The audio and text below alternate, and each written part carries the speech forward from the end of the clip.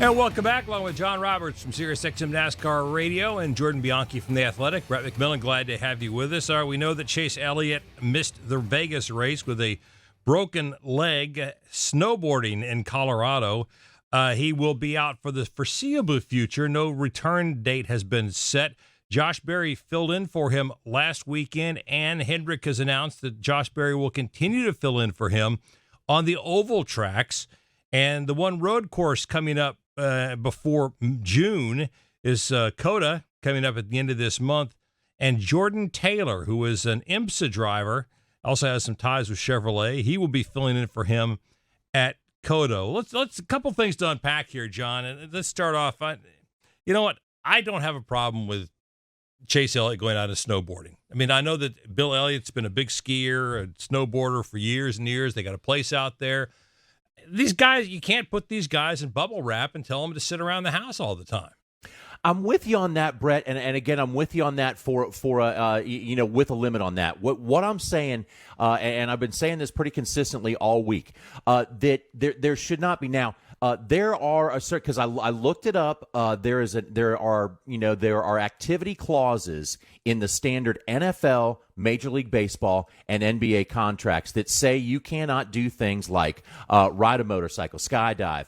They don't specifically say snowboarding, but I do not believe there should be any type of contract that says in NASCAR that says what you can or can't do, because these guys go out and drive other series as they wish. I think it should be incumbent on a driver by themselves to determine, okay, what's my risk versus reward? I don't want anybody to have a limit on their life and what they can do.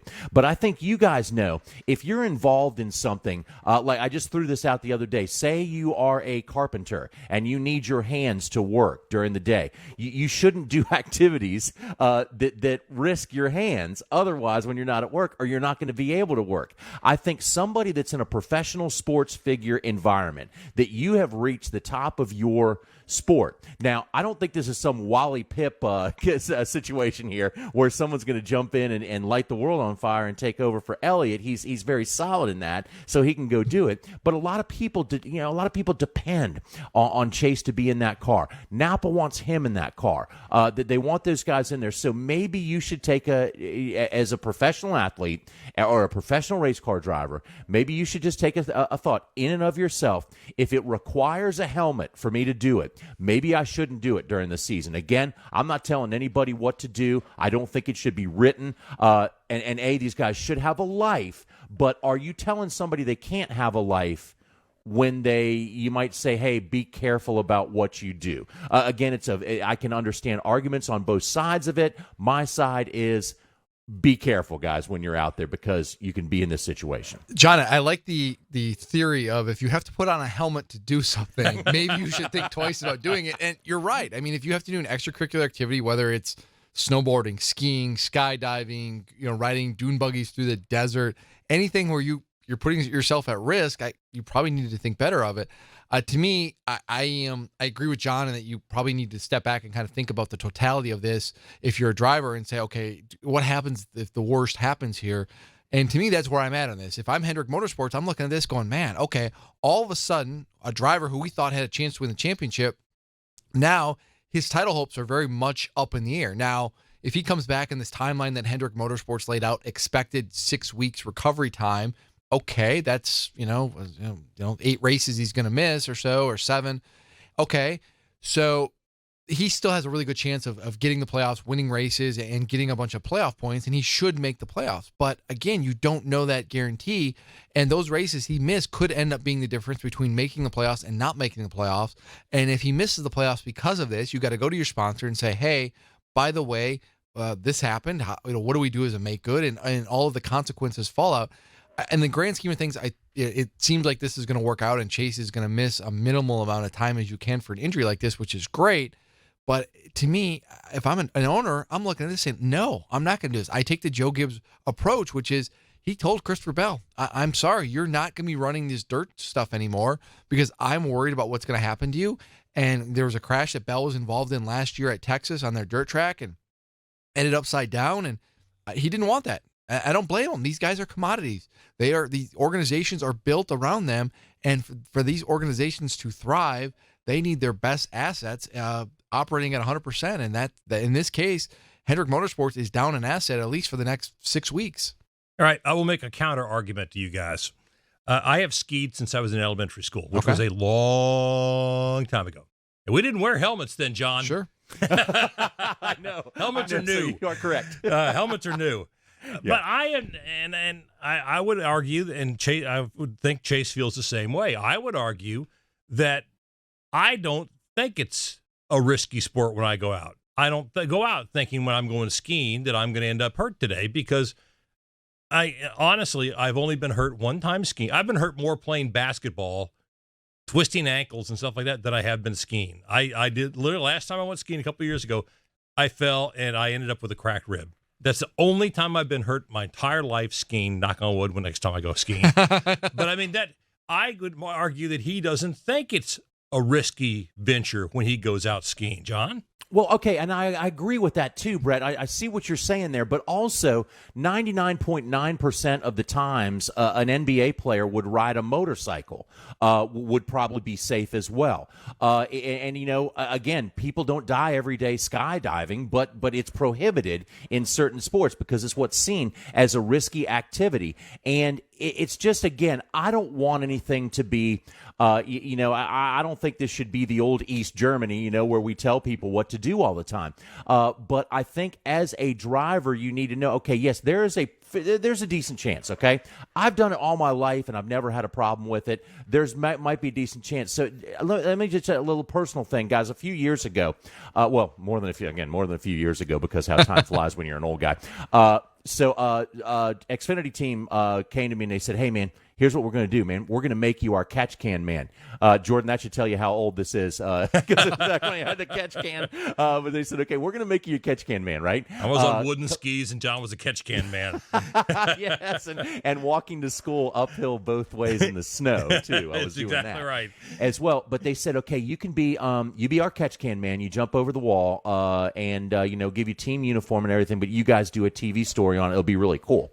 And I said, man, I want to do that. I want to jump over the wall. This would be great. But then I thought for a second, guys, I was a contract employee with the TV network. If I go out there and smash, just a little accident happens, chances are, how many guys jump over the wall every week and don't get hurt? Probably 99%. But there's that opportunity that you can get hurt. And if I don't, I'm sorry, if I do go out there and get hurt, on that slight chance, I'm in a world of pain because I'm not getting paid by the TV network because I can't make it there. So I just think you have to take it upon yourself. I don't think asking someone not to downhill snow ski is taking their life, liberty, and freedom away. And again, you're asking them to do it. You're not telling them to do it. I do like the fact that Mr. Andrews, Mr. Hendrick came out and they said, look, we support our drivers having a life. But I don't know if you're shackling them to the post by saying don't do that. And I've always been one to say, for gosh sakes, guys, we did get the crossing the street argument. You can get hurt crossing the street. Or falling down the stairs, or going for a walk. That's all sensitive to some of us. That's all sensitive to some of us right now. Yeah, but I mean, anything that who broke his ankle carrying the dog down the stairs, okay? Yeah, but anyway, guys, but I still would I would much rather have my chances walking across the street than driving a sprint car. Right, that some people want to do. So when you, Jordan, you said it just a moment ago, and I definitely agree with it. He could probably come back, and I know we're going to talk about the waiver in a second. I have my feelings on the waiver as well. I think people are a little bit confused about the waiver in and of itself. But when you do come back, even if you get the waiver, you still got a lot of work to do, whereas normally Chase Elliott, guys, he's going to be in the playoffs. He's that caliber of a driver. It's that caliber of a team. So this has derailed that. And again, I understand both sides of the argument, but my point is use some caution, use some sense, say, okay, this could hurt me, and I could be in a really bad situation. I look at other professional sports and across the board, and you guys know this because you guys have covered it as well. These athletes have in their contract, you can't ride motorcycles, you can't do X, Y, Z. You have to be smart. You have to take care of yourselves, especially in season. You want to do that stuff, in the off season when you've got a little bit more free time, we got a little bit more wiggle room. If something happens, that's fine. But doing it on the Thursday, Friday before a race weekend, it's just you're putting yourself in a box where if the worst happens, all of a sudden you've got no wiggle room around us, and that's unfortunately the reality that Chase Elliott's in, and the reality that Hendrick Motorsports has to scramble to kind of readjust their expectations and their plans going forward. When we come back, we'll talk about the waiver and the guys who'll be filling in for Chase Elliott while he is out. So stay with us in the Rally Auto Parts Pit Reporters. Back along with Jordan Bianchi from The Athletic and John Roberts from Sirius XM NASCAR Radio. Brett McMillan, glad to have you with us. We're talking about Chase Elliott being out for at least 6 weeks, we believe, which would be through the Bristol Dirt Race. He will be Josh Berry will fill in for him on the oval track races, which means this weekend in Phoenix. And NASCAR has said that they will look at Chase's situation and evaluate whether or not he will be given a waiver as to whether or not, the top 30 thing doesn't exist anymore, Jordan. So as long as he wins a race in the first 26, he would be eligible to participate in playoffs. And it's not out of the question. You think about how good he is on road courses. Look at what happens starting in June. You got Sonoma, the Chicago road course, Watkins Glen, Indianapolis road course. You got 4 road courses before the playoffs start. And going further, you look at what Hendrick Motorsports just did this past weekend at Las Vegas, where they finished 1, 2, 3. They have good cars. They're going to be competitive. He's going to have ample opportunity, and there's not really a track. Maybe Bristol Dirt. I don't even think that's fair. Doesn't necessarily. There's not a track where he doesn't run well, where he doesn't roll in there and think I can't win this weekend. He's good everywhere. That team is good everywhere. They seem to have speed in the race car. He comes back. He's healthy. He's going to win a race. I mean, the odds are he's going to win a race, and he should make the playoffs then. And obviously, the question is, does NASCAR grant the waiver? And that seems like a foregone conclusion. NASCAR has never denied a medical waiver. They've denied it because of a lack of sponsorship one time, but they have never turned down a waiver request for a driver who had missed races due to injury. A lot of fans are questioning whether or not he should get a waiver because this was a non-racing injury. Of course, we don't know if he was racing down the mountain or not. Yeah, I mean, there's a lot of details about this we do not know. There's a whole lot we don't know. Yeah. I mean, what do you think, John?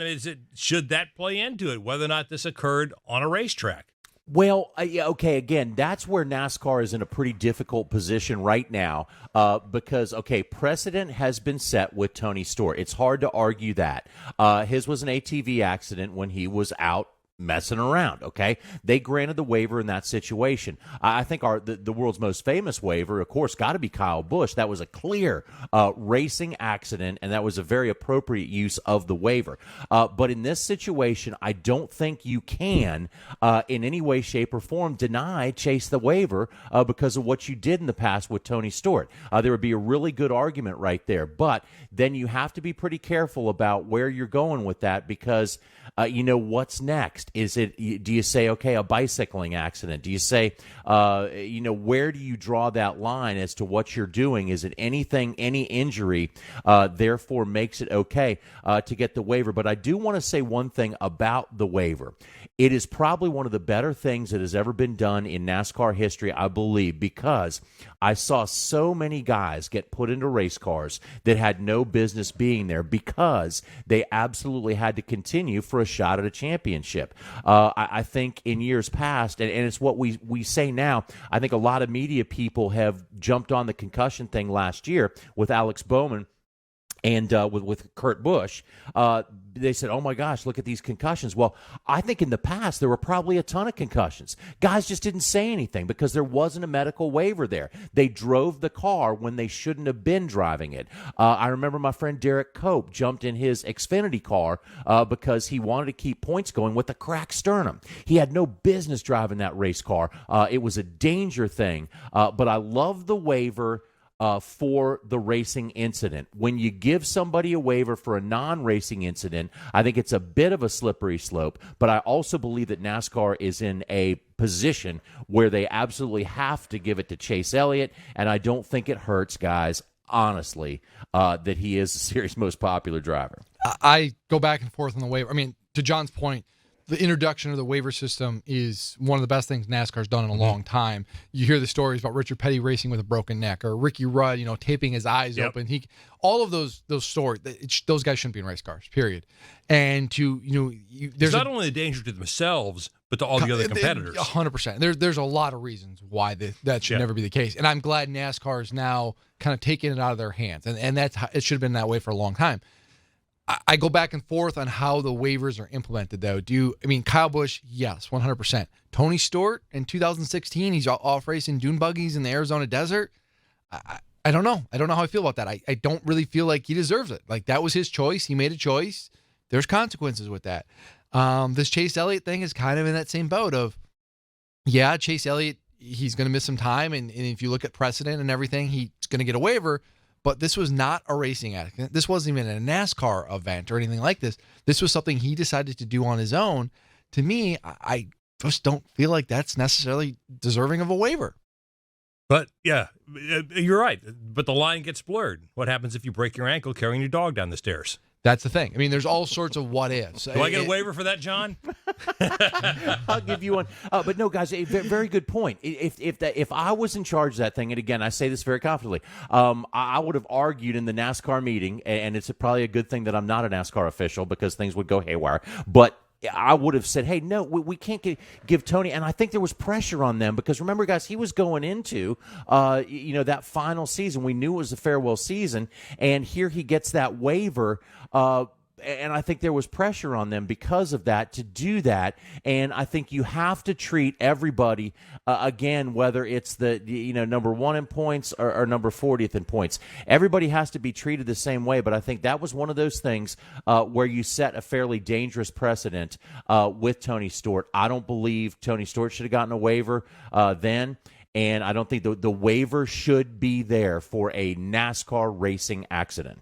That makes sense. All right. Real quickly, this is obviously a great opportunity for Josh Berry, a guy that, Jordan, we believe has a great upside, and he's going to get to run the oval track races. And then this Jordan Taylor, who you know more about him than I do, just an outstanding IMSA driver. But for both these guys, great opportunities. Absolutely. Josh Berry is a prospect in the Xfinity Series. We know his story. Dale Earnhardt Jr. is a big proponent of him. So is Denny Hamlin. He's just now starting to get some opportunities, and he's really made the most of them. It's going to be interesting to see what he can do in the Cup car, in a good Cup car. I know Las Vegas didn't go how he wanted, but there's a lot of that's the first time in a next-gen car, and it's hard to make that adjustment. Jordan Taylor is a tremendous talent. He is one of the best road course racers, sports car drivers in this country. He's won a lot of big races. He's won championships. He is a big part of GM's sports car program.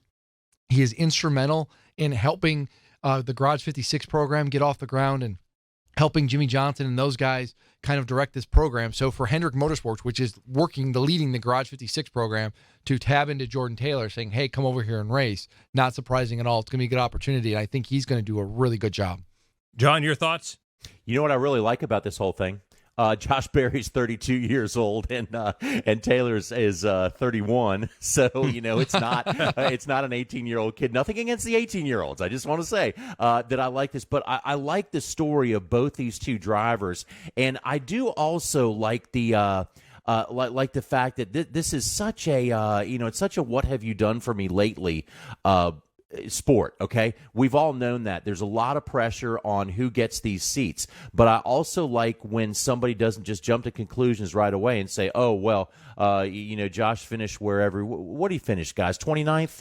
Yeah, 29th. Yep. In just his third career Cup start in that car. I don't think I was hoping that people just didn't jump to conclusions right there and say, oh, well, he took the 9 car and finished 29th. It wasn't that situation that he's getting to continue to do this.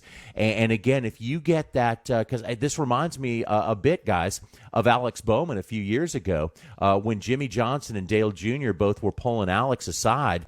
After when he was driving a not a good car, and they were saying, hey, man, you're doing more with bad equipment than we've ever seen somebody. And that was the way Alex Bowman was able to get his shot and prove he's a legitimate winner in the Cup Series. So here is a situation where some guys have seen what Josh Berry can do, and I would trust Dale Jr., and I would trust the guy, Denny Hamlin. I would trust these guys that have gone to bat for him that can understand what driving talent is. I love the fact that he's getting this opportunity. His job on Sunday Monday was to run all day.